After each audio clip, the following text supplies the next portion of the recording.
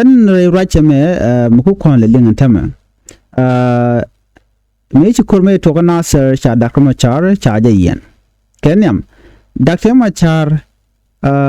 cha joguno deri garte konte chi pekre ulini te chare tore torbiele ko chi tore torbiele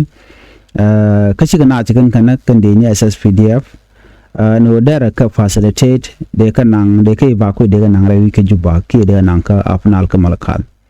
mo chu Dr. Machar chu nok bone ko gui jeno bene ka tin konde te tong mi ba joguno raje kenwer wa ami raje ka ko rapal ka ko la te kere pona Dr. Machar de ni ka ken ko tele dem chokor ko ne de konde nyin kanetin kontin la civilian ni ko gwade dane to ka civilian nyin to ne korodien tele ne ti shela no kwana wonyi kanetin kontin tin de la dene SSPD abi ko kana ka jang no she jene dane shalat you know so chu kore you talk kore mo me sha be saje dak en be sa mom shal ka yara diwa ba ma juba ko nektena dinde joje nodi en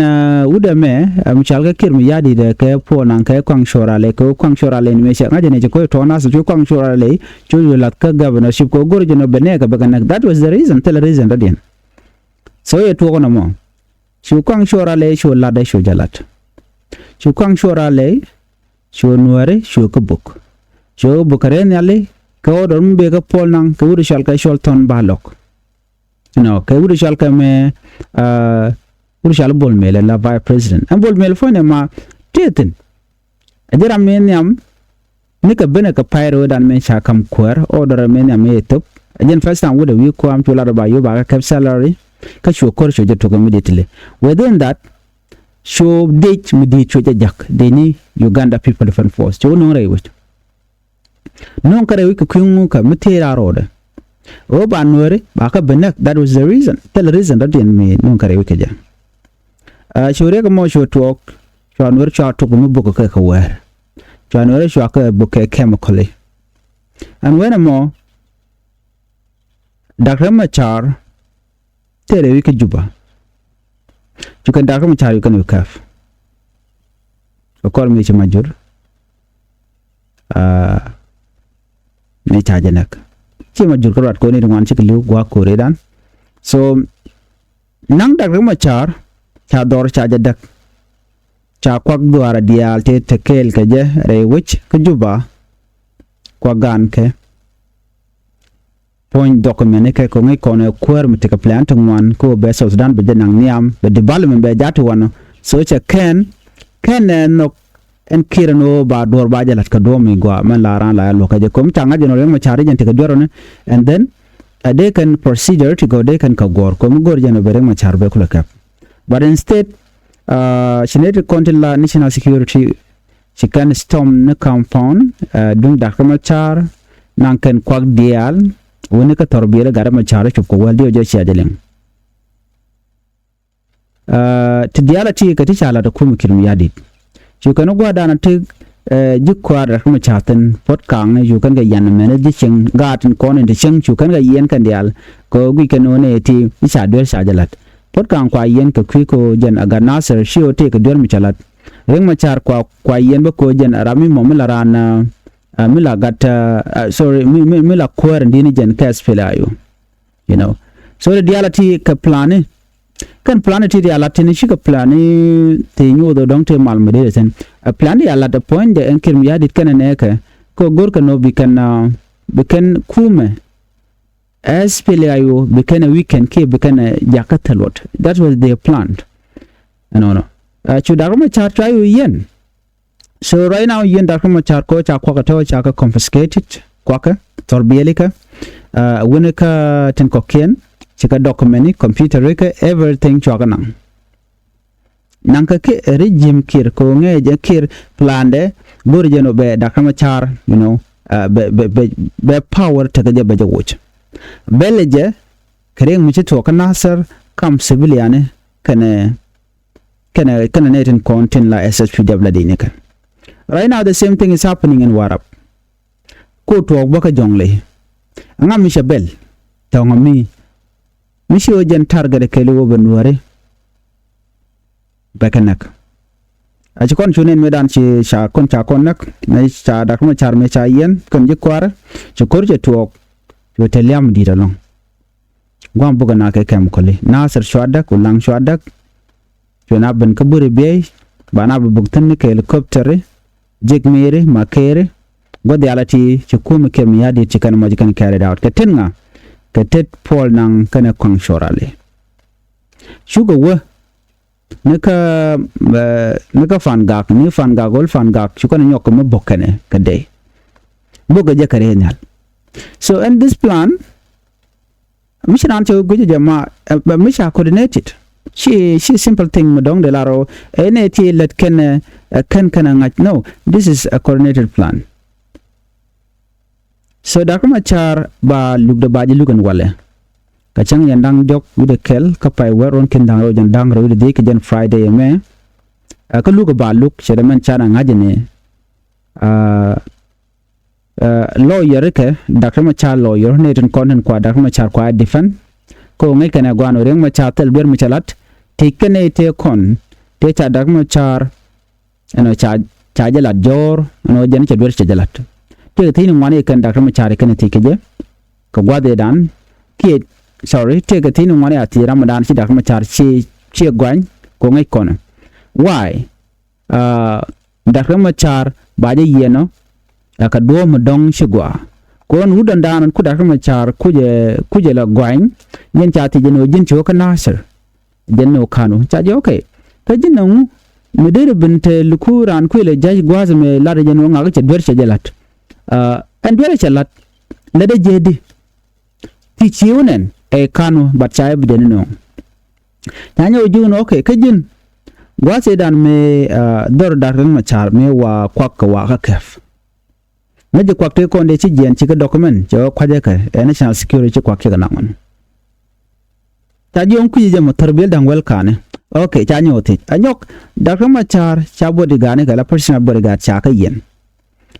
right now take ne dan wan tetel te ko gwada nan cha nan tane kuma ne je gwadin kene rti ajene e kwajaja amu kuji ka makajira mu chore lat ko jinri ma charche dor shajalat okay kene dang baroden kontin loka ke dak ma charkel ne dang wan ko kena ti ti sha non gwa logane kane ko na garin wor dang wanten ko ken shoot ken tele ka dol yena shoot ken tele ka prosecute team la ne kontin loka ke dak ma charkel tele katen kane ka kane did so all this question kadi cha tikke ko de kan ka lat bacha kan chigen gorno de kan tok de kan alar and that is one of the worst thing ko tika ka je kan kalat kala de jen woteten ya nyo tini ke evident ano medan menan ko computer kan back dr ma chat ti electronic ndi altikaten jin ngejite konte trade kan kwakto ka nyok agreement me tere te ka South Africa money kan South Sudan ko ba hebdene atla nyin kwarda which South Sudan ba kan nang ka Uganda sorry ba kan nang ka South Africa ba nang ka South Africa and then ba ko guje kan agreement ndien to kon ke warga mu do mu dong te ran mi ci dir ci dir ba hebdene forensic evidence ba ka di nang ka wido dien jani agreement te kan tele mi chaloiten so right now to reality katengwan kana neten kontin te kel kada ko char ko ken dial ko na shanang torbele wona ka yo telephone kan dial ta jogo no biya ko no gwalok tan diena kana kunne no tite cha kana so kwana je gujbe ano ba doran ba je destroy makan carried out gwa ka do ba dan de lat ke je ko do la lat ke legal e kume tingarna shi kor dumu dong me kor de ko okay ene meni ne che kor choro lel nena but it's not kor te na kana sar che tere wi ke juba kor te kana sar alojen gwada danen roal nathen kam de ne SSPDF kanetin kontila hali raiwich so mite ke something mudong de kan lat chit ko ba ko le gwanyen o ye kor ne me dio ke je en o she chicken che chwa ko de kan kwa de kan is confiscated but when rami mo mela kwer meten jere wi ke kwi mal ke lel ko le lo kan le nang men ji kware ja ga jogo no mele jene shegwa so rajamo an walle ka jon chalat ka luk dana ba luk ko ne te ka quest te ne dang dokim wan chalat the batich kwang shora le ram kel ere taken mo wudu shala me shol nang mugui kona me so pol nang mugui kona me koture ka Dr. Machar kel kwang shora le pol nang ka tabande ngai ka bolmel ka ezekielul wani ti take tet chicken investigation chicken lad before karing Machar kanan le kanan yen. So you mean that Nakan Lord Commandant a yan Kadak Machar. Don't we get no back on court because she court to Laura Bang. Because these are the people to content investigation you cannot pay already, which are a legal engine. Can quality right now bargain deal big Beneca court, bigger bright. Catch up in court, but take a cocaine to but walk. Go shall be pel bang. Ki Dr. Machar Banung can pine Canada Kone Kwanalo, nak especially Paul Nang, Kong Shorale. Wuna kan ko kena to biya kan en ka court ka tai dan sigin wari kan ne ga jaga nasir ce bu tok lora bang ko cha ring machar makan mai kan je yot tong mi but ken wer wai ami ni to ne ke SSPDF ring macharon tere yu ka juba ko gor be mal be ben man macha gor ken mi yadi te macha le yene je ko ci korje to ka nasir ka tele man mi ce yotten ba de ko jeni she gor no de mal dare bin ko me ce shock le je ring machar gor je no de ne te konte sha te ci tere torbiyeli kanin dang dok te tele kon tele piu gwal ma bata gare torbiyel taram naka ya goro dar jen dar je facilitate but you can so chu to mo shi regde but you could to on the way so na mo karwa de ti ja gade mu charing ma char chaja ku yen shikana yakan ko nak civilian ko raina lat kan ku de ni kana no ka civilian no kan edi chokodi chana ga kan mo da tel mi chana la I don't think no chana touch in that part ko e ma de no batep ko ne me erek Canadian especially ka part ka civilian no ba kana ke chemical kana no ka ji Uganda UPDF ko ba ka ti Canadian latin so jo mu shit kana me de konaling ka ta dan en lengarden keja chana wo ka kor dan la rode re which ka South Sudan right now ban ko lu njok ne chana me linkel bu kon ko lu niam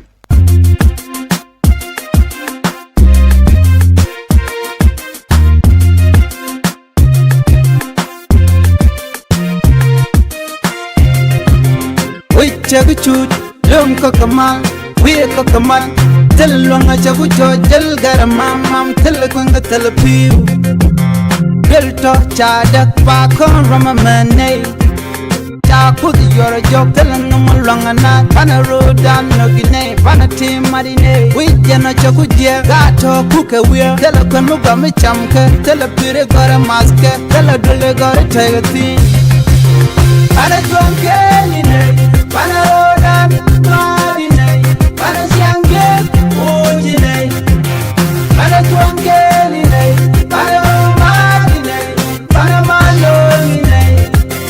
bana siange ojine channel lu jok mal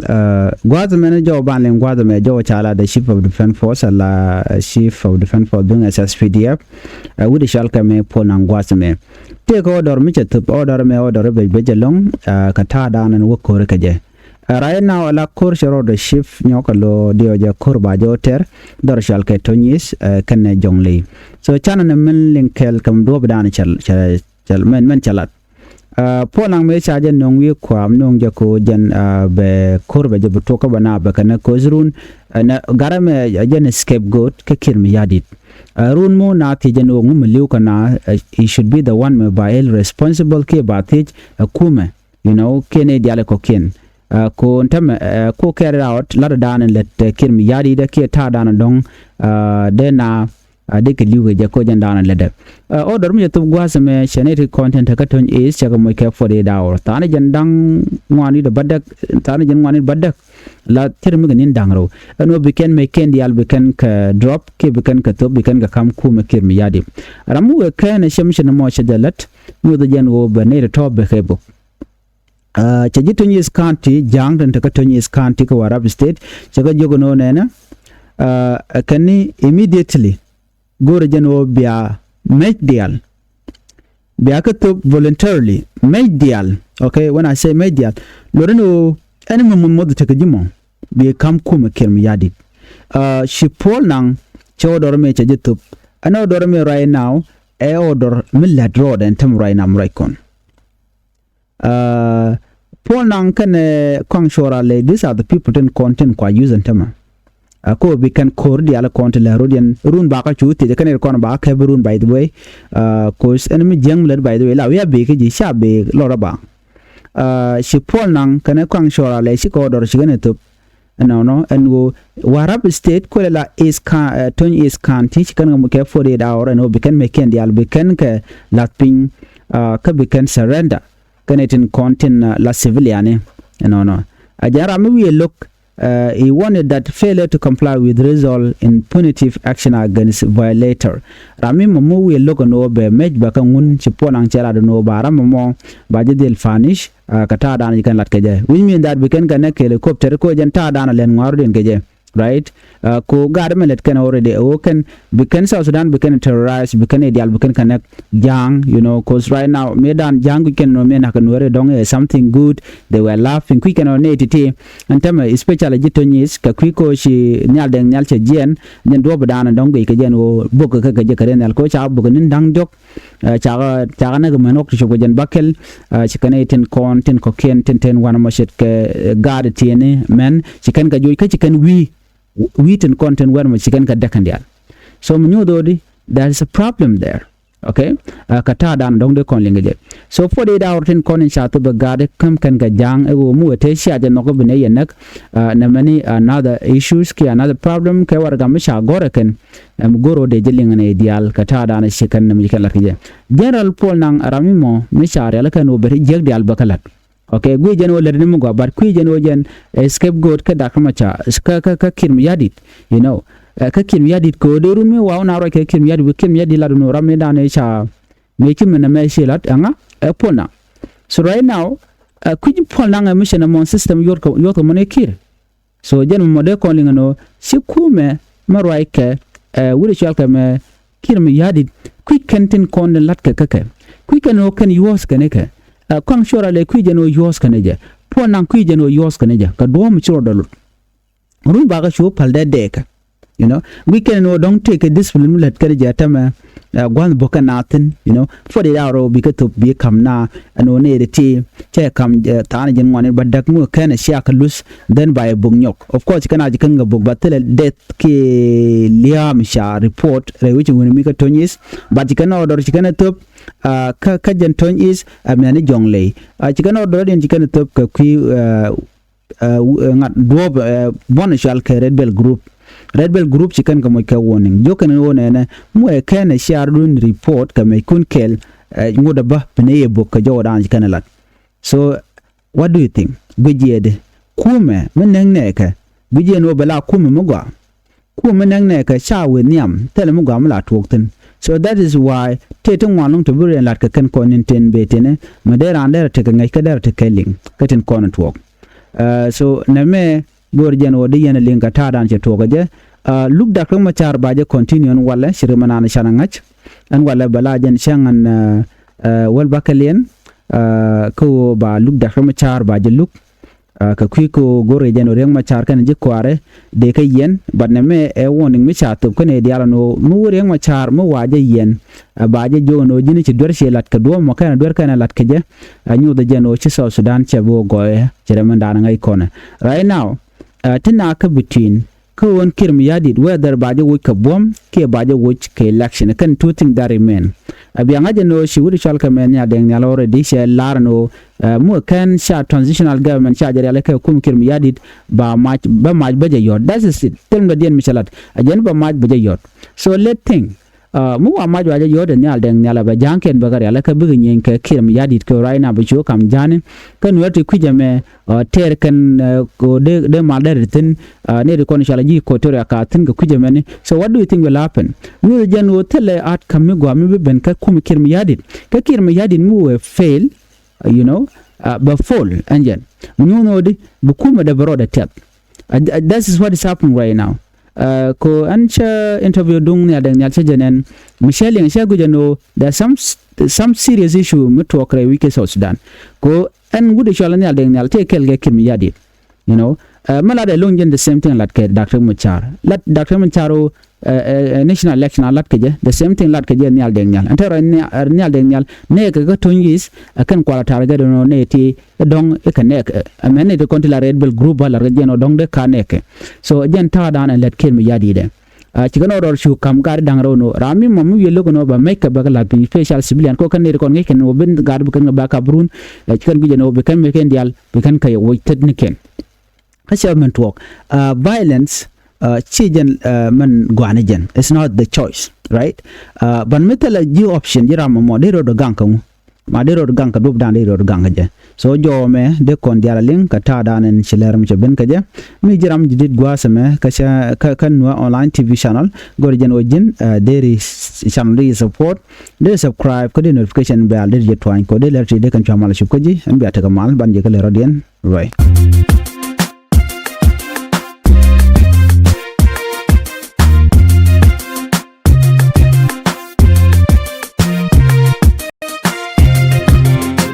chagu chut lum ko kamal we ko kamal tel longa chagu cho jel garamam mam tel ko nga tel piu bel to cha dak pa kon rama mane cha put your job tel ngam longa na pana rodan no gine pana tim marine we jena chagu je gato kuke we tel ko no gam chamke tel pire gara maske tel dule gara tagati ana jonke ni ne Panarodan,